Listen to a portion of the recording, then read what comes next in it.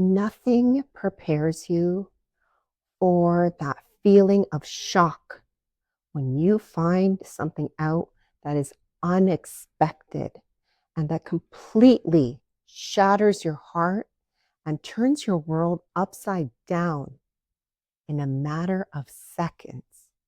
The type of inner turmoil where you can't eat, you can't sleep, you can't think because all you're doing mentally is replaying the scenario over and over again in a loop, making you feel even worse. What a lot of us do is just suck it up, keep it moving, put on that fake fucking smile, and go out into the world, distracting ourselves, numbing ourselves, running away from the situation instead of facing it head on because it's just easier to run away, right? But the problem with that is nothing really gets healed within you. And that then tends to erupt later in life. And so that's the importance of this video is how to deal with it, how to go through that initial emotional shock, and how to get yourself to a place where you're stable. Because shit is going to hit the fan in life. That's just on the menu. That's just what it is. That's reality. But learning how to cope with it in a healthy way is the difference between choosing to get through it gracefully or just dying inside until the feeling just lessens. And that can take a very long time. And that's when the triggers within you are so strong that somebody may do something and you just lose your mind. And they're like, what's wrong with them? It's because it's such a sensitive spot for you and it's easily poked and provoked.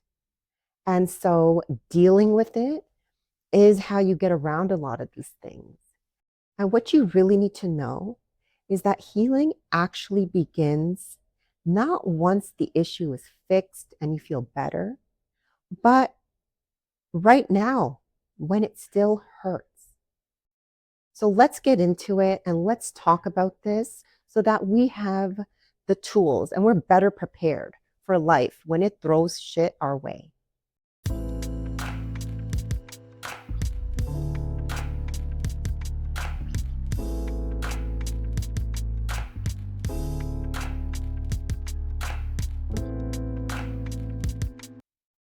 That emotional shock, that overwhelming response within your body and mind and heart to something painful or traumatic, like betrayal, loss, unexpected change, it's not easy to deal with.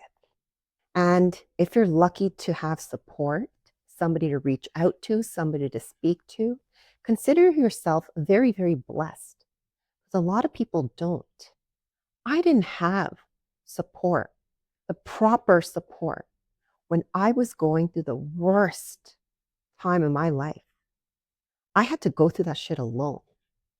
And that is a lot of the reason I want to do a video like this, because I want to be that figure that I needed during that time to give me a pep talk, give me some advice, give me comfort, to get me out of the situation. And if not physically, at least start the process mentally. Because the loop that you'll keep yourself in is so damaging if you stay in it for too long. And that can happen when you don't have the proper tools, when you don't have the proper support system.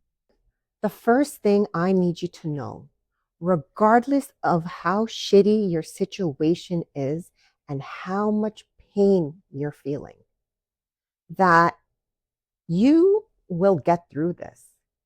And this too shall pass.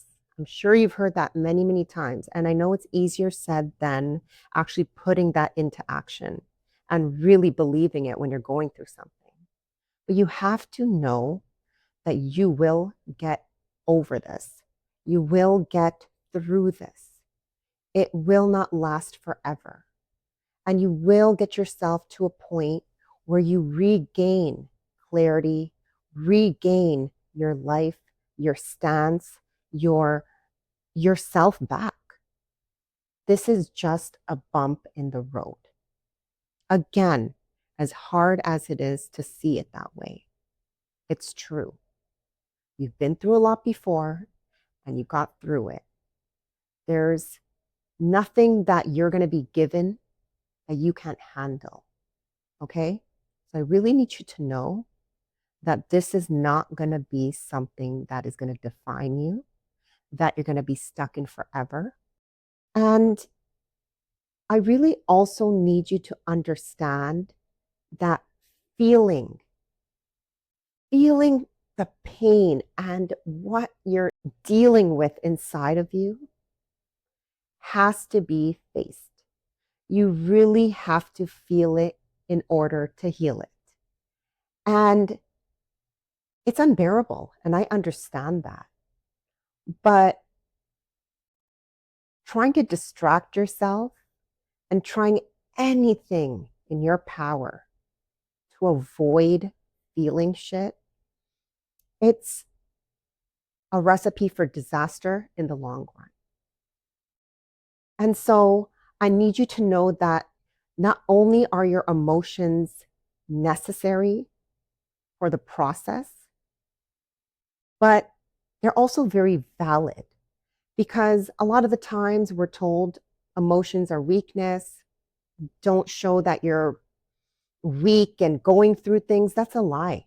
Whoever tells you that, that's wrong advice and is absolutely not a sign of weakness. It's a sign of self-respect. It's a sign of self-love. I understand there comes a certain point where you've mourned enough, you have cried enough, you have really marinated in the sadness. And then there comes a point you got to snap out of it. But not in the initial stages, when you just went through something so devastating. You have to give your time to feel. And I want you to know that is okay and it's normal. The key really is to observe yourself like a third person and help yourself out like you're helping out a friend. Comfort yourself. Let yourself go through it. Stay by your side. Don't abandon yourself by trying to run away from the situation. That's not going to make you feel good, and that's not going to help your emotional state, because you are also practicing emotional regulation and how to go through things and get yourself back to you, and really being with yourself through it all, thick or thin. Because last time I checked, you would want that from somebody else, wouldn't you? So why are you not now having your back, is my question. And so allow yourself to go through the motions and be your best support. Don't leave yourself hanging. So getting comfortable with letting your emotions flow is a superpower that is underrated and that a lot of people don't talk about, because the sad reality is that showing your emotions is viewed as weakness. And I'm here to tell you that is not true. It's actually a form of self-love, and it's very healthy practice. So rewiring your mind to see it that way is key, because you're not shutting off your feelings. You're not telling yourself to suck it up and get back into the world and not show how you're feeling to anybody, or not to be a loser and spend your time crying. And so taking care of yourself at this stage is the most important thing you can do. Whether anybody else is there for you or not doesn't matter, because you got you. And you are going to have your own back. And you're going to take care of yourself. You're going to help yourself get to a point of feeling strong and feeling better. And guess what? When you do it that way, when you're the one that rolled up your sleeves and made it happen and got yourself to a better place, that's going to make you feel confident. That's going to give you inner power. And that's going to give you trust in yourself because you've been through this shit before. And next time, God forbid, something happens, you got your back again.